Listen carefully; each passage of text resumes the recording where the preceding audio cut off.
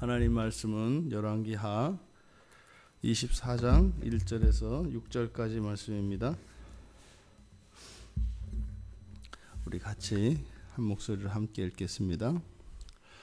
여호야김 시대에 바벨론의 왕 느부갓네살이 올라오매 여호야김이 3년간 섬기다가 돌아서 그를 배반하였더니 여호와께서 그의 종 선지자들을 통하여 하신 말씀과 같이 갈대아의 부대와 아람의 부대와 모압의 부대와 암몬 자손의 부대를 여호야김에게로 보내 유다를 쳐 멸하려 하시니 이 일이 유다의 임함은 곧 여호와의 말씀대로 그들을 자기 앞에서 물리치고자 하심이니 이는 므낫세의 지은 모든 죄 때문이며 또 그가 무죄한 자의 피를 흘려 그의 피가 예루살렘에 가득하게 하였음이라. 여호와께서 사하시기를 즐겨하지 아니하시니라. 여호야김의 남은 사적과 행한 모든 일은 유다 왕 역대지략에 기록되지 아니하였느냐. 여호야김이 그의 조상들과 함께 잠에 그의 아들 여호야킨이 대신하여 왕이 되니라. 아멘. 애굽이 그 여호아스를 폐위시키고 그 자리에 이제 다시 세운 왕이 여호야김이지 않습니까? 그 여호야김은 그러니까 절대적으로 애굽의 도움으로 왕이 된 사람이기 때문에 애굽과의 이런 우호 관계를 유지할 수밖에 없었을 겁니다. 그런데 오늘 본문은 3년간 바벨론의 느부갓네살 왕을 섬겼다 이렇게 얘기를 합니다. 그러니까 이렇게 된 사건은 바벨론 왕 그 느부갓네살이 그 애굽 왕 그 느고를 유브라데스 강변에 있는 그 갈그미스에서 아주 대승을 이룹니다.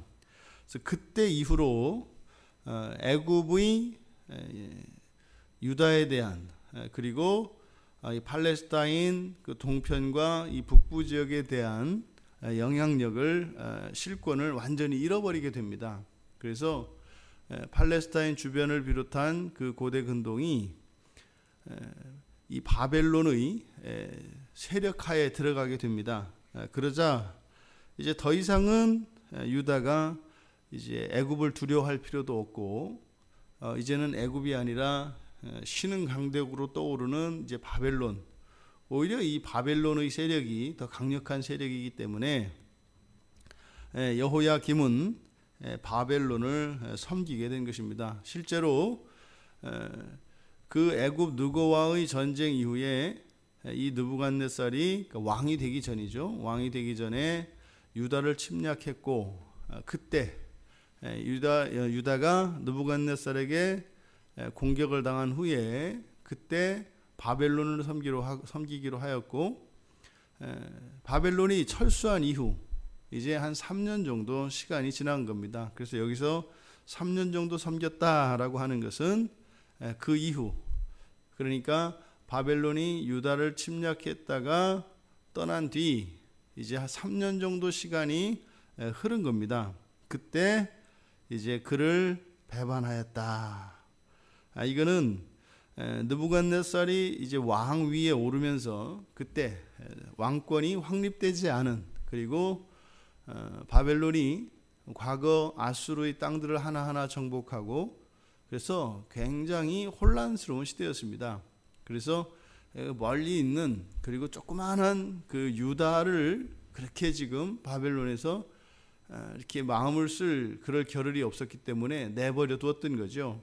그 틈을 타서 이제 여호야김이 독립을 하려고 바벨론의 손에서 벗어나려고 반바벨론 정책을 폈습니다.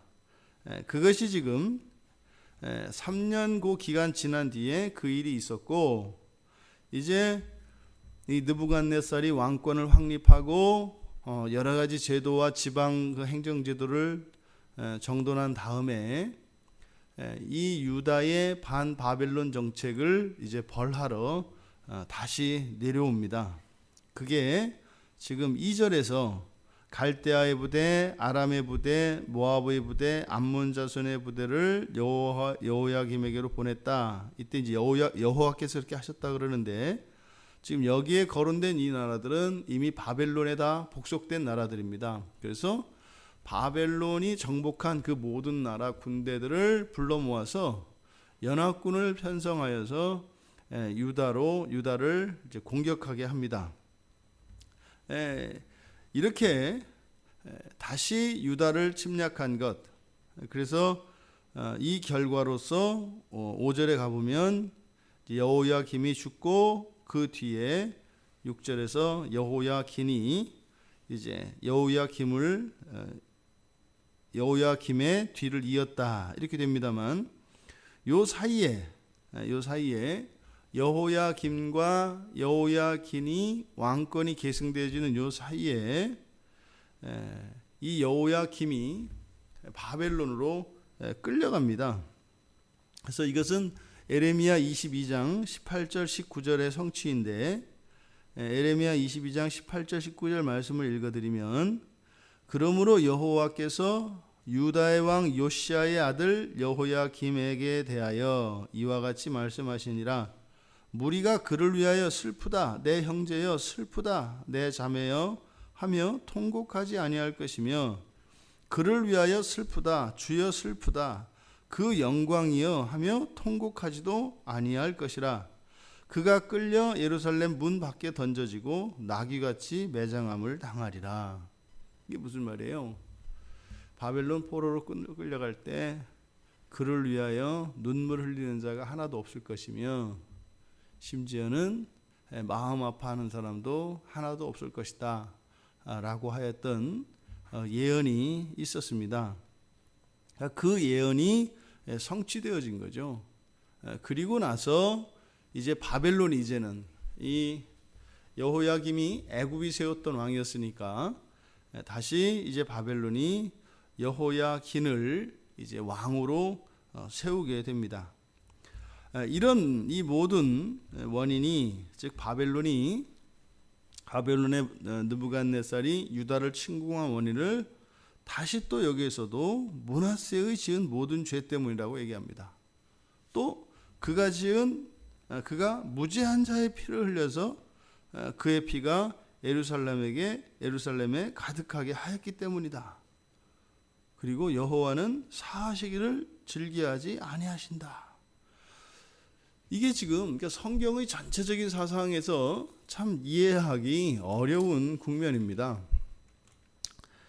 그럼 이거를 어떻게 이해를 해야 될까? 그러니까 여기서 므낫세의 지은 모든 죄 때문이며 라고 하는 이 문맥이, 과거 므낫세가 저질렀던 그 죄악 때문에, 그 할아버지가 지은 그 죄 때문에 그거에 대한 벌로 이렇게 되었다라고 하는 것은 성경의 전체적인 사상에 맞지 않습니다.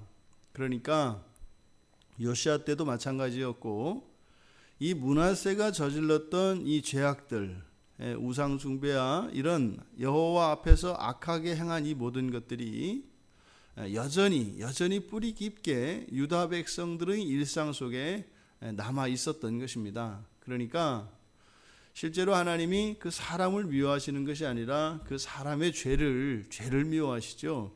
그래서 예수님께서도 우리들에게 사람을 미워할 것이 아니라, 그러니까 죄를 미워하지만 사람은 미워할 것이 아니다 라고 하는 것은 하나님의 성품을 우리들에게 가르쳐 주시는 것인데, 그러니까 여기서는 단지 그 조상의 죄로 인해서라기보다는 조상이 저질렀던 그 죄된 그 죄악들을 똑같이 행하고 있었기 때문에, 그것은 어느 누구라도 그 죄를 저지르면 그 죄로 인한 벌은 똑같이 받게 되어 있는 것이죠. 그래서 이것은 므낫세 때 행했던 그런 악행들이, 이런 죄악들이 계속되고 있었던 것임을 우리로 하여금 알게 합니다. 실제로 하나님께서 우리를 용서하지 않는 것이 있죠. 용서하지 않는 것은 여호와 하나님을 미워하는 것입니다. 보통 출애굽기 20장 5절과 신명기 5장 9절에서 여호와께서는 여호와를 미워하는 자, 그러니까 굉장히 하나님이 감정적이신 분이신 것을 나타내요. 그러니까 미워하는 자는 용서하지 않으신다 그래요. 그래서 미워하는 자, 이런 미워하는 자의 죄를 갚되 아버지에게서 아들에게로 3, 4대까지 갚으신다, 이렇게 얘기를 합니다. 그러니까 이 미움이라고 하는 것은 우리의 삶 속에서 무엇을 나타내는가 하면 배반입니다. 배반. 특별히 이 여호야김이라고 하는 이 사람, 이 왕은 배반의 사람입니다. 배반의 사람. 맨 처음에 이 사람이, 이 여호야김이 왕이 된 것은 애굽의 도움으로, 애굽의 전적인 지원으로 왕이 됐습니다. 그러니까 어떻게 보면 여호야김은 이 애굽과 혈맹 관계라고 할 수 있습니다. 자신을 왕으로 세워줬으니까 말이죠. 그런데 이 바벨론이 떠오르니까 이제는 애굽을 저버리고 바벨론을 섬깁니다. 그랬다가 또 바벨론의 영향력이 좀 느슨해지니까 또다시 바벨론을 배반합니다. 그런데 사실은 이 바벨론에게 공격당하고 또 심지어 후에 바벨론에게 포로로 끌려가는 이 모든 일들은 하나님의 섭리 안에서 일어나는 일이지요. 그런데 또다시 배반을 합니다. 그러니까 이 여호야김이라고 하는 이 사람은 배반의 사람입니다. 그러니까 지금 그 부분, 아마 신명기 말씀과 출애굽기 그 말씀을 열왕기 기자는 그것을 이야기하고 싶었던 것이겠구나. 그래서 므낫세의 지은 모든 죄 때문이라고 하는 이 부분이 두 가지로 해석이 될 수 있는 것입니다. 앞서 말씀드렸던 것처럼 그때 행했던 범죄들이 여전히 동일하게 행해지고 있었고, 또 두 번째로는 바로 이 여호야김의 이 행위, 이렇게 배반하는 이 행위가 여호와께 대한 배반의 행위로, 그래서 모세를 통해서 주셨던 하나님을 미워하는 자의 죄를 갚으시는 이 원리를 적용시키고 있는 것 같습니다. 실제로 잠언 8장 13절에서는 또한 여호와를 경외하는 것은 악을 미워하는 것으로 이야기를 합니다. 그러니까 이 미움과 사랑이라고 하는 것이 하나님과 세상에 대해서 이것이 공존할 수 없는 것이며 양자택일할 수밖에 없는 것임을 성경은 우리들에게 교훈합니다. 하나님을 미워하는 자 용서하지 않는다고 합니다. 하지만 악을 미워하는 것은 여호와를 경외하는 것입니다. 그러니까 하나님을 미워하는 것은 여호와를 경외하지 않는 것이고, 또 하나님을 미워하는 것은 악을 사랑하는 것이 됩니다. 반대로 악을 미워하는 것은 여호와를 경외하는 것이고 여호와를 사랑하는 것이 됩니다.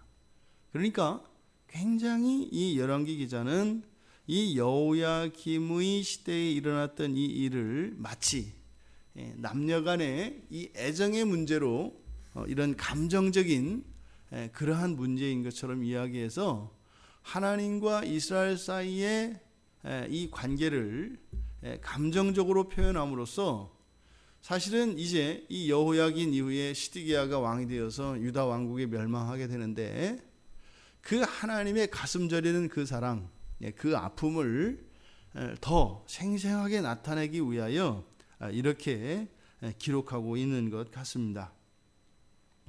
하나님이 우리들을 사랑하시지요. 하나님은 우리를 미워하실 수가 없으시죠. 하나님은 사랑이시기 때문에 특별히 하나님께서 택하신 그 백성들을 미워할 수가 없습니다. 그러니까 미워할 수 없고 사랑하는 그 백성이 하나님을 미워할 때, 그러니까 그 하나님의 미움은 그 죄에 대하여 하나님의 백성들을, 하나님을 사랑하지 않고 그 하나님의 백성들이 하나님을 미워하게 하는 그 죄에 대하여 하나님의 미움이 진노로 임하는 것이죠. 그것은 분명히 우리의 삶 가운데 고난과 역경들을, 시련들을 만들어내게 됩니다. 이것은 구약이 우리들에게 주는 교훈입니다. 종말의 구원 말고 우리가 이 구원이라고 하는 이 개념이 굉장히 폭넓은 개념이지 않습니까?